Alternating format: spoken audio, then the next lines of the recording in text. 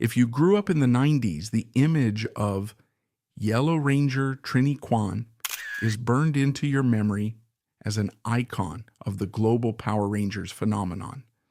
But behind the yellow helmet and the choreographed fights was Thuy Trang, a woman whose true life story was far more dramatic and heroic than any Saturday morning cartoon script. Millions of children worshipped her as a superhero, never knowing that her fierce battles weren't fought against rubber monsters on screen, but against the harsh reality of her own existence. Long before she walked the Hollywood red carpets, Thuy Trang was a true survivor who gambled her life on the dark seas to escape the fall of Saigon in search of freedom. But in a cruel twist of irony, the girl who defied death amidst the fires of war was suddenly taken in a tragic highway accident, just as her star was truly rising. Today we look beyond the spandex to honor a resilient soul, a journey that began in the chaos of history and ended in an unfading legacy.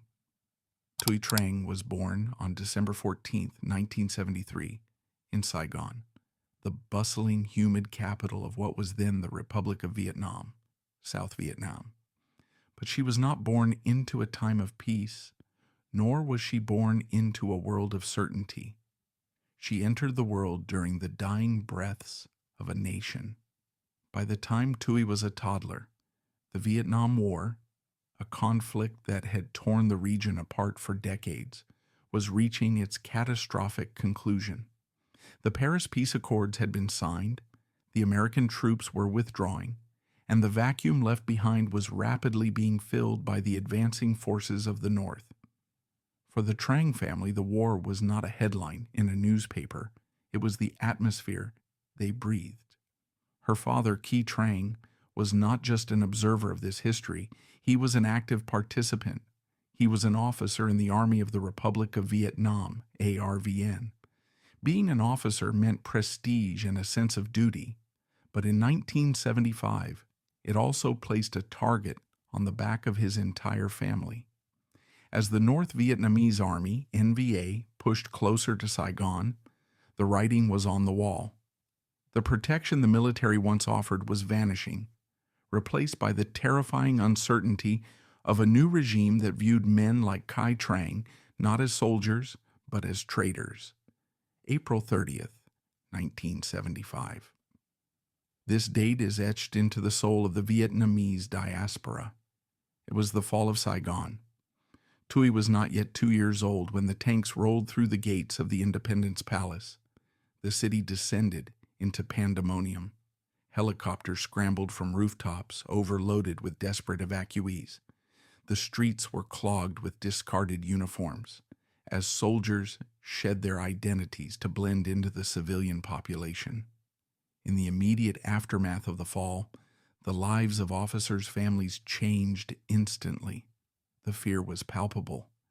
There were whispers of re-education camps, brutal prison camps where former officers and intellectuals were sent to be indoctrinated, often facing starvation, torture, and hard labor. In this atmosphere of terror, a heartbreaking decision had to be made. Thuy Trang knew that, as an officer, his presence endangered his family, and his future in the new Vietnam was bleak, if not fatal. He made the agonizing choice to flee Vietnam to seek political asylum in the United States, hoping to pave the way for his family to follow later. He had to leave them behind. For the next few years, Thuy, her mother, and her siblings lived in a limbo. They were a family without a patriarch, living in a country that was rapidly transforming under communist rule.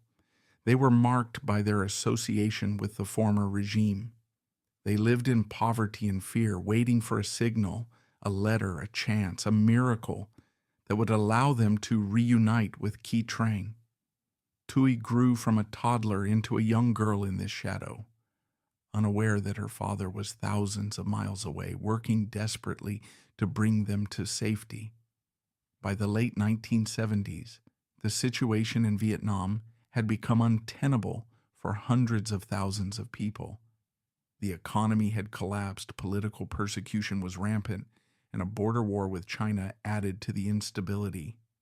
This desperation gave birth to one of the most tragic mass migrations in modern history, the era of the boat people. Desperate to escape persecution and poverty, citizens took to the ocean in overcrowded, rickety vessels. These were not passenger ships, they were fishing trawlers, cargo junks, and handmade rafts, often rotting and unseaworthy. It was a gamble with the highest stakes imaginable: freedom on one side and death by drowning, starvation, dehydration, or piracy on the other. This was the historical backdrop of Thuy Trang's childhood.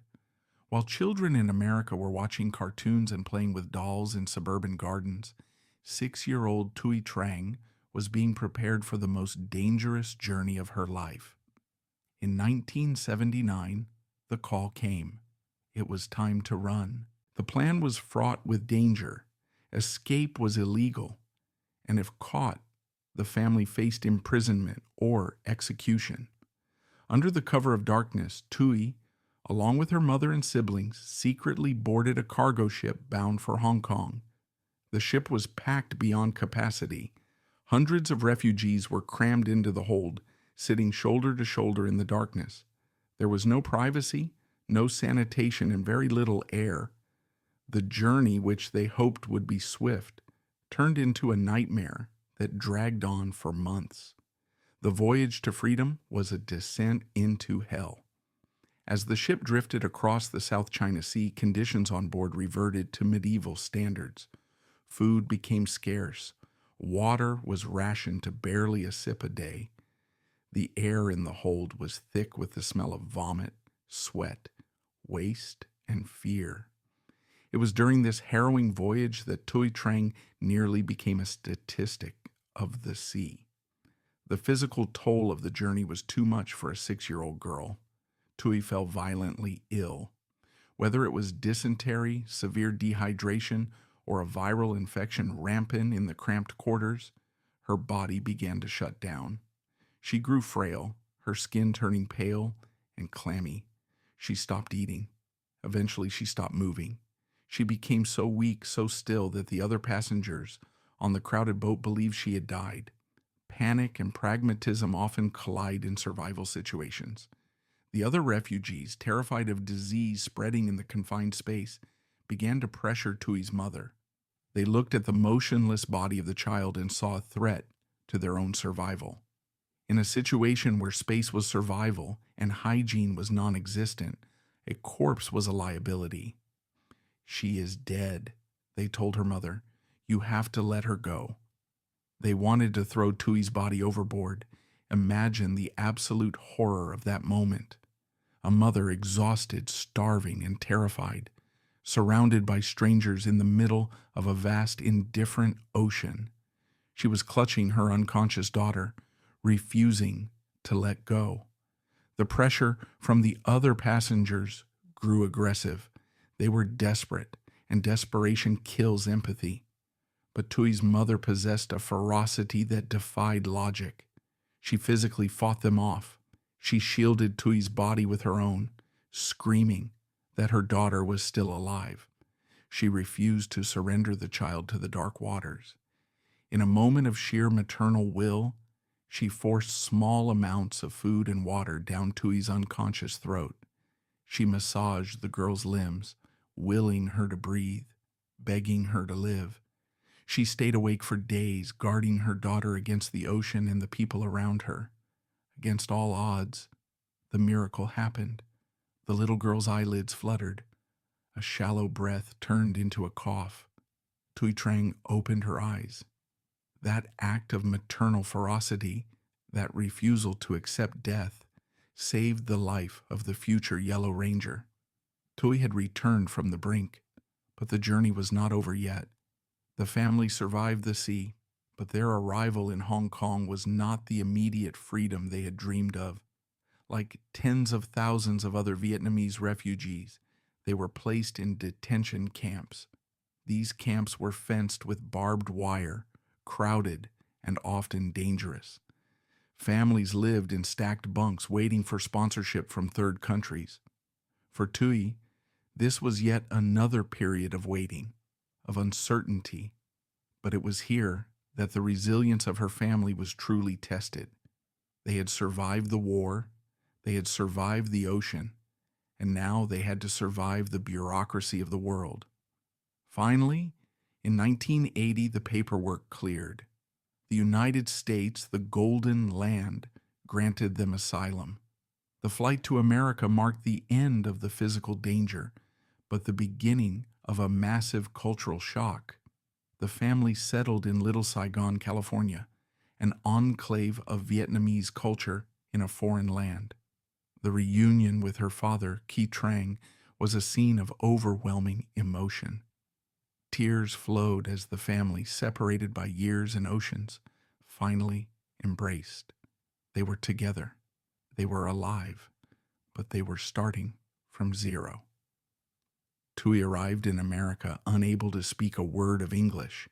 She was a stranger in a strange land, grappling with the trauma of her escape while trying to navigate the complex social hierarchy of American schools. To her American classmates, she was just another quiet Asian girl. They had no idea that this girl had cheated the ocean of a victim.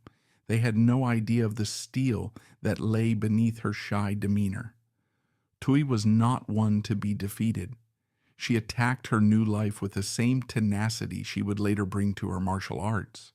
She immersed herself in the language, learning English at a rapid pace. She excelled in her studies, driven by a desire to honor the sacrifices her parents had made. At the age of 9, perhaps inspired by her father's military background, or a subconscious need to feel strong in a world that had once made her feel helpless, Thuy began studying Shaolin Kung Fu. This wasn't just exercise for her, it was a discipline. It was a way to control her body and her mind. She trained hard, earning a black belt and gaining a physical grace and lethality that would, unbeknownst to her, become her ticket to global stardom. By the time she reached high school at Banning High School, Thuy Trang was the picture of the American dream realized. She was intelligent, athletic, and beautiful. But the universe had one more cruel twist in store for her family before she would find her fame. By 1992, the Trang family had established a fragile but hopeful stability in the United States. They had survived the fall of a government, the perils of the South China Sea, and the cultural disorientation of immigration. Thuy was blossoming. She had graduated from Banning High School with high marks and was enrolling at the University of California, Irvine, UCI. Her path seemed clear and pragmatic. She was studying civil engineering on a scholarship. It was a sensible choice, the kind of career path immigrant parents dream of for their children, secure, respected, and far removed from the volatility of their past. But the universe, having spared the family from the ocean, struck them with a cruelty that felt personal. Thuy Trang, the father who had swum against the tides of history to save his family, the man Thuy had idolized and emulated, was diagnosed with cancer. The battle was brief and devastating. The man who had survived the jungles of Vietnam and the political purges of a new regime could not defeat the rogue cells within his own body. In late 1992, just as Thuy was stepping into adulthood, her father passed away. The loss shattered Thuy. She was 18 years old. For years, her father had been the North Star of their family, the reason they had endured the camps, the reason they had learned a new language. Without him, the world seemed to tilt on its axis. Thuy, always the dutiful daughter, considered dropping out of school to work full-time and support her mother and siblings. The weight of responsibility, forged in the refugee camps of Hong Kong, settled heavily on her young shoulders. However, fate often disguises its biggest opportunities as random chance. While grappling with her grief and the heavy workload of her engineering courses, a talent scout spotted Thuy. It was a Hollywood cliche come to life. A stranger seeing a spark in a young woman who was simply trying to get through her day. The scouts saw something in her, perhaps the striking geometry of her face, or the quiet intensity that came from her martial arts discipline. They suggested she try acting. For Thuy, it was a pivot from the concrete certainty of engineering to the ethereal uncertainty of Hollywood. But perhaps in the wake of her father's death, the idea of becoming someone else, even for a moment, was appealing. She began taking acting classes, channeling her grief and her discipline into this new craft. In 1993, a casting call went out for a new children's television show. The premise was bizarre, even by 90s standards. A group of teenagers with attitude who would fight space aliens using martial arts and giant mechanical dinosaurs. It was an adaptation of the Japanese Super Sentai series, Kyoryu Sentai Zuranger. The show was called Mighty Morphin Power Rangers. The casting directors were looking for a specific archetype for the Yellow Ranger, someone who could act, but more importantly, someone who could move. They needed physical authenticity. Thuy Trang walked into the audition room alongside approximately 500 other hopeful actresses. The odds were astronomical. Hollywood in the early 90s was not known for its diverse casting. Roles for Asian American women were usually relegated to silent stereotypes or background decoration. But Thuy brought something the others didn't. She brought the discipline of a Shaolin practitioner and the spirit of a survivor. She didn't just read the lines. She embodied the physicality of the character. When asked to demonstrate her martial arts skills, she didn't just throw a kick. She executed movements with the snap and precision of someone who had trained since the age of 9. She beat out every other contender. She was cast as Trini Kwan. She was 19 years old, and her life was about to change faster than she could comprehend. The show premiered on August 28, 1993, on the Fox Kids network. No one, not the producers, not the network, and certainly not the cast, was prepared for what happened next. Mighty Morphin Power Rangers wasn't just a hit, it was a cultural tsunami. It debuted at a time when children's television was hungry for action. Within months, the show was the highest-rated program for children in the United States. It became a global merchandising juggernaut, generating billions of dollars in toy sales, bed sheets, lunchboxes, and video games. Thuy Trang was suddenly everywhere. Her face was on the cover of magazines. Her likeness was molded into plastic action figures found in toy chests from Tokyo to Toronto. For a generation of Asian American children, seeing Thuy Trang on screen was a revelation. In 1993, Asian representation in Western media was dismal. Yet here was Trini Kwan, strong, intelligent, kind, and undeniably equal to her peers. She wasn't a damsel in distress, she was a warrior. She piloted the saber-toothed tiger Dinozord. She fought putty patrollers with a ferocity that matched the Red Ranger. Thuy played Trini with a quiet dignity. The character was the group's intellect, often translating the technical jargon of the Blue Ranger, Billy, for the rest of the team. Thuy infused Trini with a sense of soft power. She was gentle and spiritual, often using the praying mantis style of kung fu, which emphasizes fluidity and precision over brute force. But while the children of the world saw a team of best friends saving the world, the reality on the set in Santa Clarita, California, was a starkly different story. The production of Mighty Morphin Power Rangers was legendary for its brutality. It was a non-union show, which meant the strict regulations that usually protect actors in Hollywood did not apply. Haim Saban, the mogul behind the franchise, was known for running a tight ship financially. The show was produced on a shoestring budget, reusing Japanese footage for the fight scenes and costume, but requiring the American actors to film the unmasked scenes and the civilian fights. The schedule was punishing. The cast often worked 12 to 16-hour days, 6 days a week. They filmed in the blazing California heat, often in the desert, performing intense physical stunts. Unlike modern superhero movies where actors are protected by wires, CGI, and an army of stunt doubles, the Power Rangers often did their own dirty work. Thuy Trang, despite her martial arts background, was pushed to her physical limits. She performed many of her own stunts, throwing high kicks and taking falls on concrete and dirt. The fatigue was constant. In one interview, she recalled the exhaustion of filming during the day and then being rushed to recording studios to loop dialogue late into the night. Injuries were common. In one terrifying incident on set, Thuy severely injured her knee during a stunt. The production schedule was so tight that there was little time for recovery. She had to power through the pain, wrapping the injury, and continuing to film.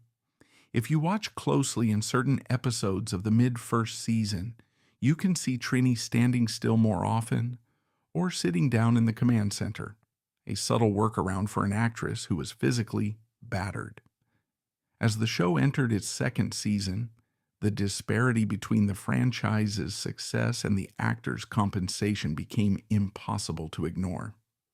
By 1994, Power Rangers was a billion-dollar property. Haim Saban was on his way to becoming one of the richest men in media. The show was a cash cow of historic proportions, yet the actors, the faces of this billion-dollar brand, were being paid peanuts. Reports from the Times suggest the main cast was earning roughly $600 per week. They received no residuals, royalty payments for reruns, which is the standard way television actors make a living from successful shows. They were working non-union hours for barely above minimum wage, while their faces were generating fortunes in toy sales. They were world famous, yet they were struggling to pay rent in Los Angeles. The frustration reached a boiling point. Thuy Trang, along with Austin St. John, the Red Ranger, and Walter Emmanuel Jones, the Black Ranger, decided to take a stand. They were the heart of the show, the three most physically capable martial artists in the cast. They banded together to demand a raise and union recognition. They wanted a fair share of the empire they had helped to build. It was a courageous move. They were young, inexperienced in the Shark Tank of Hollywood business, and up against a production company known for its ruthlessness. They believed that they were irreplaceable. They believed that the show could not go on without the original Red, Black, and Yellow Rangers. They were wrong. The producers refused to budge. Instead of negotiating, they chose to replace them. In the middle of the second season, the negotiations collapsed. Thuy, Austin, and Walter were unceremoniously let go. The way the show handled their departure was clumsy and abrupt, a testament to the chaotic nature of the production. The writers couldn't even film a proper farewell scene because the actors had already left the set. Instead, they used body doubles disguised in the Ranger suits and archival footage to patch together the remaining episodes. Voice actors were brought in to mimic Thuy, Austin, and Walter's voices for the few lines required. In the universe of the show, the explanation was rushed and convenient. The three Rangers were selected to attend a World Peace Conference in Geneva, Switzerland. It was a noble excuse for the characters, but for the fans, it was a confusing and heartbreaking blow. One week, Trini was there. The next, she was gone, replaced by a new character named Aisha Campbell, played by Karan Ashley. The transition was jarring. To the millions of kids watching, it felt like losing a friend without getting to say goodbye. For Thuy Trang, it was a harsh lesson in the disposability of talent in Hollywood. She had given her sweat, her health, and her image to the show, and she was discarded the moment she asked for her worth. Thuy Trang left Power Rangers in late 1994. She was 21 years old. She was famous, but she was now unemployed and branded as difficult by the very industry she tried to break into. The Power Rangers curse was a whisper in Hollywood, the idea that the actors were so identified with their colorful spandex roles that they couldn't be taken seriously as dramatic actors. Furthermore, Thuy faced the double-edged sword of her ethnicity. While she had broken barriers as the Yellow Ranger, Hollywood in the mid-90s still had very few roles for Asian women. She didn't want to be typecast as the Kung Fu girl forever. She wanted to act. She wanted to show the range that lay beneath the surface. She took a small role in the spoof movie Spy Hard, 1996, alongside Leslie Nielsen playing a manicurist. It was a minor role, a bit part, but it kept her in the game. But her eyes were set on something grittier, something that would wash away the kid-friendly image of Trini Kwan. Walking away from the Yellow Ranger helmet was a declaration of independence, but it left Thuy in a professional no-man's land. She had proven she could be a hero to children, yet she yearned to prove she could be an artist to adults. The colorful spandex was stripped away, and Thuy stepped into the darkness of her next role, determined to show the world the fire that burned beneath her stoic exterior. She was ready to trade the choreography of heroes for the chaos of villains, hoping that a walk on the dark side would finally bring her into the light of serious cinema. Her opportunity for metamorphosis arrived in 1996 with the film The Crow, City of Angels. The franchise was already steeped in tragedy. The original film, released in 1994, was infamous for the on-set death of its star, Brandon Lee. The sequel was dark, gothic, and violent, a complete 180-degree turn from the kid-friendly universe Thuy had inhabited. She was cast as Kali, a member of the villainous gang led by the drug kingpin Judah Earl. This was not Trini Kwan. Kali was a predator. Clad in leather with dark makeup and a menacing sneer, Thuy transformed herself. She channeled a cold, lethal energy that surprised even her most die-hard fans. In the film, Kali is a killer who enjoys the chaos, a stark contrast to the pacifist warrior Thuy had played just 2 years prior. Once again, Thuy's physical discipline was her greatest asset. She insisted on performing her own stunts. In her fight scene against the film's protagonist, Ash Corvin, played by Vincent Perez, Thuy moved with a terrifying fluidity. She didn't just fight, she performed a dance of violence. There's a moment in the film where her character is thrown through a window, a dangerous stunt that Thuy executed herself, proving to the industry that she was as tough as any stuntman on the payroll. Although The Crow, City of Angels, was not a critical darling, panning with critics who compared it unfavorably to the original, Thuy's performance was often cited as a highlight. She had successfully shed the Yellow Ranger persona, if only for 90 minutes. She had proven she could play the villain. She had proven she had edge. But Hollywood is a fickle beast, especially for Asian American women in the 1990s. The momentum she hoped to build from The Crow did not materialize into a steady stream of offers. Instead, silence began to creep in. The late 1990s were a frustrating period of almosts and what-ifs for Thuy Trang. She was talented, beautiful, and recognized globally, yet she found herself hitting the glass ceiling of an industry that didn't know how to categorize her.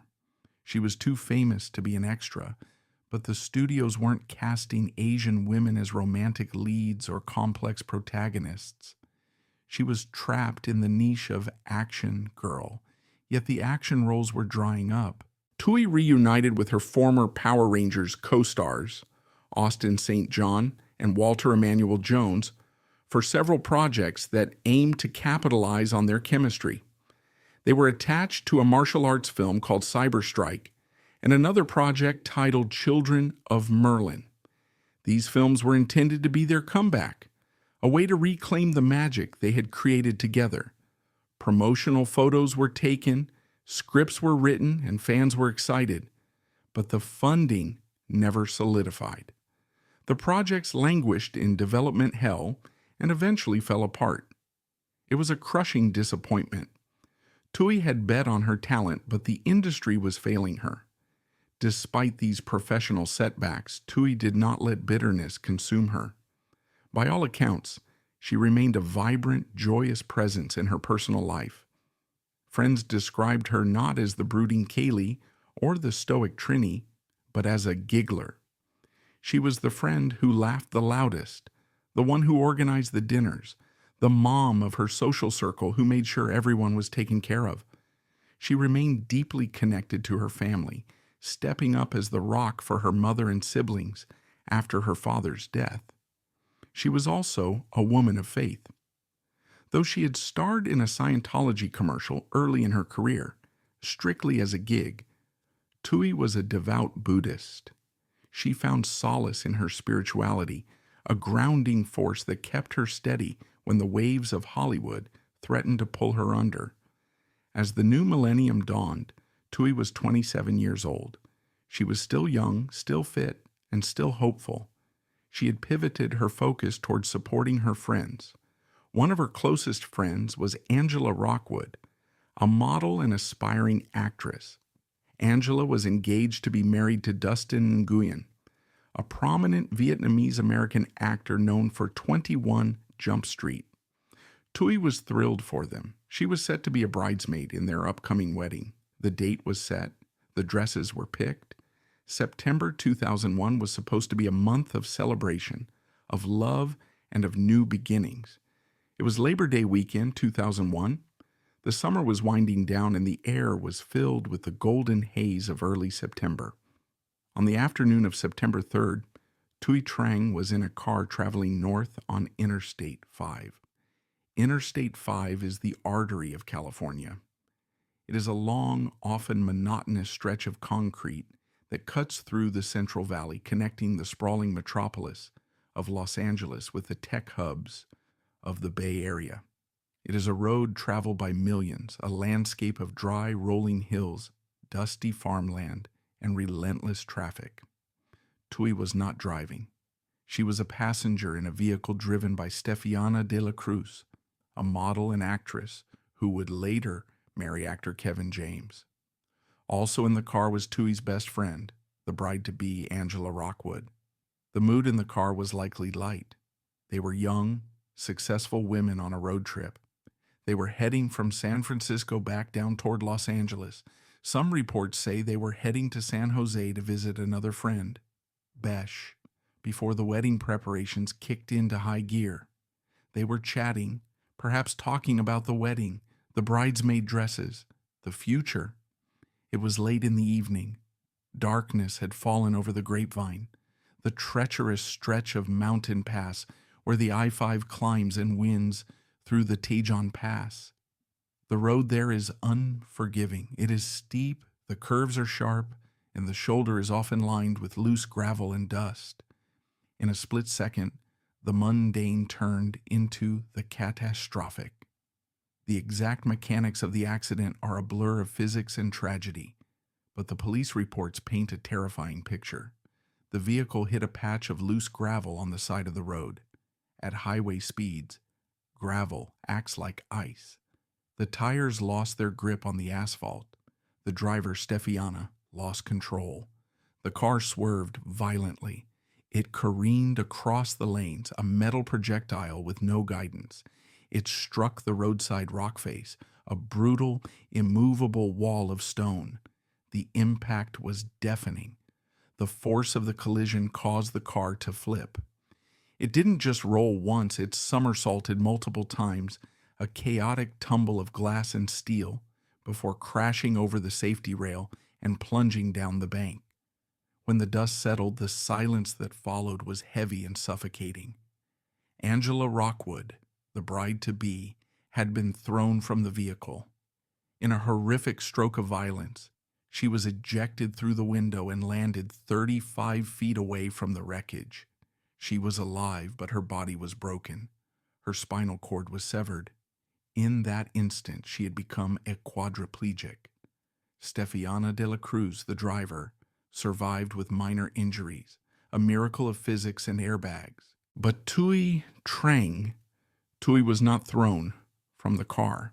She was trapped inside the crumpled remains of the vehicle. The impact had been merciless. She had suffered massive internal injuries. Paramedics arrived on the scene, their sirens cutting through the night air. The situation was dire. They extracted Thuy from the wreckage, working frantically to stabilize her. A helicopter was dispatched, a life flight, to rush her to the nearest trauma center. For a moment, there was hope. Thuy was a fighter. She had survived the starvation of the South China Sea. She had survived the illnesses of the refugee camps. She had fought her way into America. If anyone could survive this, it was the girl with the steel will. But some battles cannot be won with will alone. Somewhere between the dusty roadside of Interstate 5 and the sterile lights of the hospital, Thuy Trang's heart stopped. The internal trauma was too catastrophic. The life flight became a transport for the deceased. Thuy Trang, the Yellow Ranger, the refugee, the daughter, and the friend, was pronounced dead. She was 27 years old. The news of her death did not go viral instantly as it would today. Social media did not exist, and information traveled at a much slower pace. Instead, it traveled through phone calls, pagers, and hushed conversations. For her family, it was a repetition of a nightmare. Her mother, who had held Thuy's unconscious body on the boat in 1979 and refused to let her die, now had to face the reality that the ocean hadn't taken her daughter, but a highway had. The pain was absolute. Thuy had been the bridge to the new world, the success story, the vibrant energy of the home. Now she was gone. For the Power Rangers cast, the news was a sledgehammer. They were all young, still in their late 20s or early 30s. They were supposed to be invincible. They were superheroes. The idea that one of them, the most cautious, the most disciplined one, could be extinguished so suddenly was impossible to process. David Yost, the Blue Ranger, was devastated. Amy Jo Johnson, the Pink Ranger, was heartbroken. They were a family, dysfunctional and separated by business, but bonded by a unique global experience that only they understood.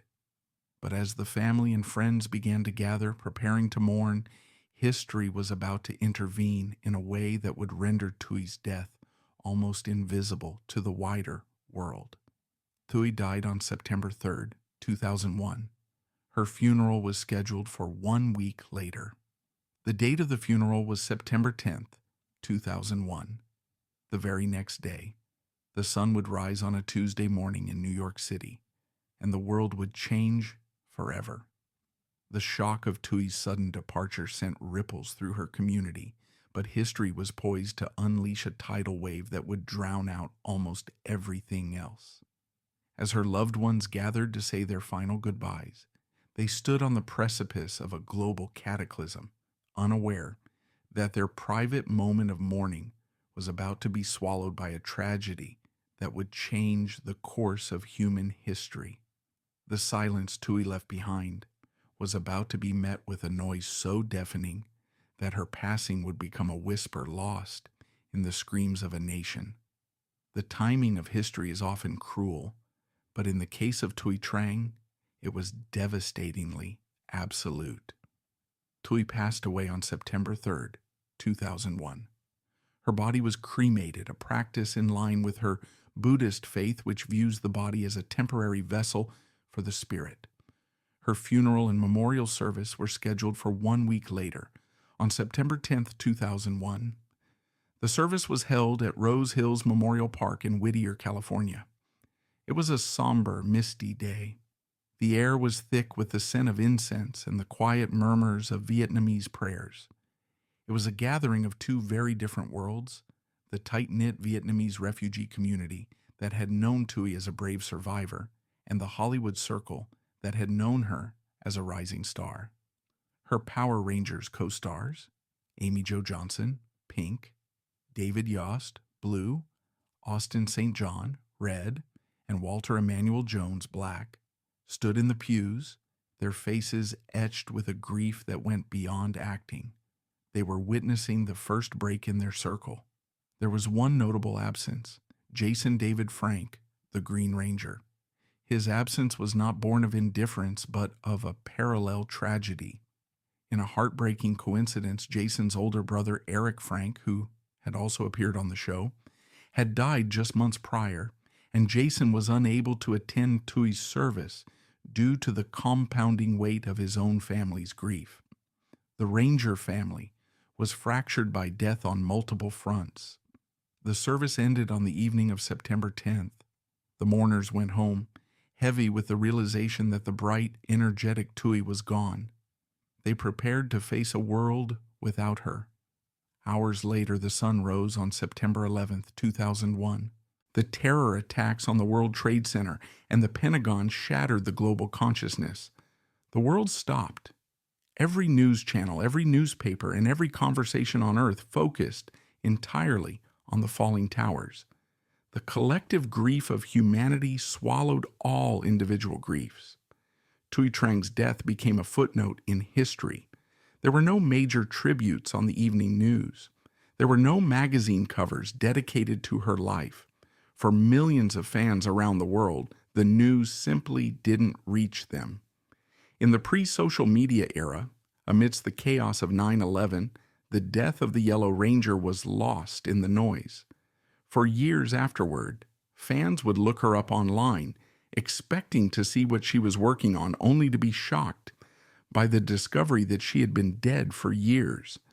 The timing of her passing denied her the public mourning she deserved, shrouding her exit in a veil of silence. If you go to Rose Hills Memorial Park today looking for a grand monument to the Yellow Ranger, you will not find one. There is no marble statue of Trini Kwan holding her helmet. There is no large headstone bearing her name. Thuy's remains are interred in the Buddhist chapel at Rose Hills. Specifically, her ashes are in a niche, a small compartment in a wall of remembrance. For a long time, her specific location was not widely known to the public, protecting the privacy of her family. It reflects the humility with which she lived her life. She rests among her community, not as a celebrity, but as a daughter and a sister.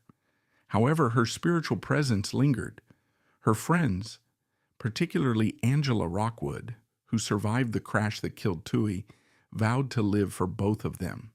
Angela, despite being paralyzed from the neck down, became a fierce advocate for the disabled community and a successful producer. She often speaks of Thuy as her guardian angel, the force that kept her alive in the wreckage. For over a decade, Thuy's memory was preserved quietly by fans. But in 2017, the corporate machine that owns the Power Rangers brand made a mistake that reopened old wounds. Lionsgate and Saban produced a big-budget reboot of the Power Rangers movie. It was a modern, gritty reimagining of the original story. As part of the marketing campaign, the studio released a series of posters featuring the new Rangers and their Zords, giant robots. The poster for the Yellow Ranger featured the saber-toothed tiger Zord leaping into action. The tagline printed across the image read, "Driver's ed not required." The backlash was instantaneous and furious. To the marketing team, it was likely a throwaway joke about teenagers piloting giant alien machines without a license. But to the fans and to those who knew Thuy, it was a grotesque oversight.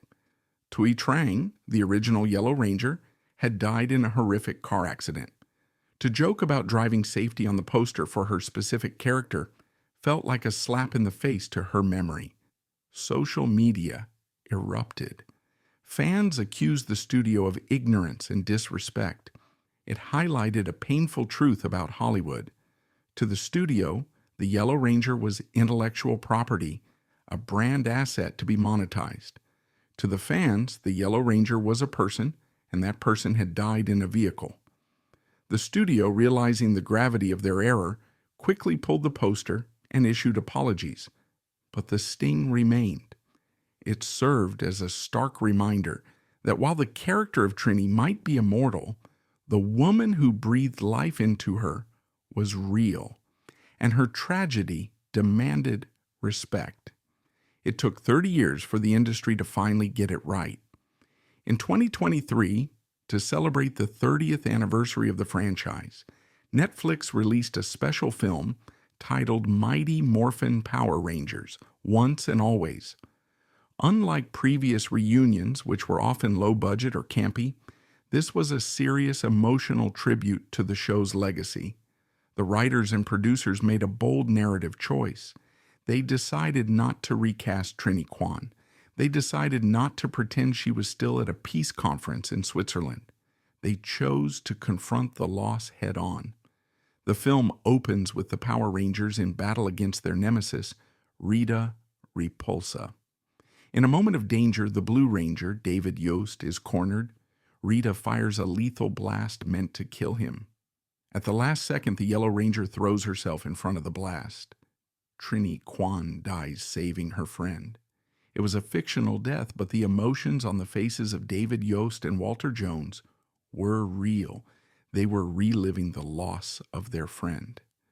The plot of the movie centers on Trini's daughter, Min Kwan, played by Charlie Kirsch. Through Min, the show acknowledged the anger that fans felt about Thuy's death. Min is reckless and vengeful, mirroring the real-world frustration of fans who felt helpless at the loss of their hero. The resolution of Min's arc, where she embraces the selfless heroism her mother stood for, was a cathartic moment for the audience. The actress Charlie Kirsch studied footage of Thuy Trang obsessively to capture her specific mannerisms, delivering a performance that served as a living eulogy. Throughout the film, photos of Thuy Trang are shown. Her presence is felt in every scene. The film is not about monsters. It is about grief. It is about how a family moves on when a piece of their heart is missing. At the end of the film, archival footage of Thuy Trang singing and smiling on the original set plays before the credits. The screen fades to a dedication. In loving memory of Thuy Trang and Jason David Frank. Jason, the Green Ranger, had also passed away shortly before the film's release, adding a double layer of sorrow to the reunion. For the fans, Once and Always was the funeral Thuy never got. It was a global public acknowledgement that she was the heart of the team. It allowed millions of people to finally cry, to finally say goodbye, and to see her character given a hero's exit. While her friends and family focused on healing, the story of Thuy Trang began to spark conversations in pop culture that went beyond the screen. Her memory became a complex tapestry woven with threads of tragedy, missed potential, and enduring loyalty. To fully understand her legacy, one must inevitably confront the dark cloud that has hovered over the franchise for decades, the so-called Power Rangers curse. In the years following Thuy's death, a morbid urban legend began to take root in pop culture. The premise was simple and chilling. The show that brought so much joy to children was seemingly cursed, with its cast members suffering disproportionate amounts of tragedy, legal trouble, and premature death. Thuy Trang was the first major domino to fall, and her death became the cornerstone of this grim mythology. While rational minds dismiss curses as coincidence, the sheer volume of misfortune associated with the franchise is undeniable and unsettling.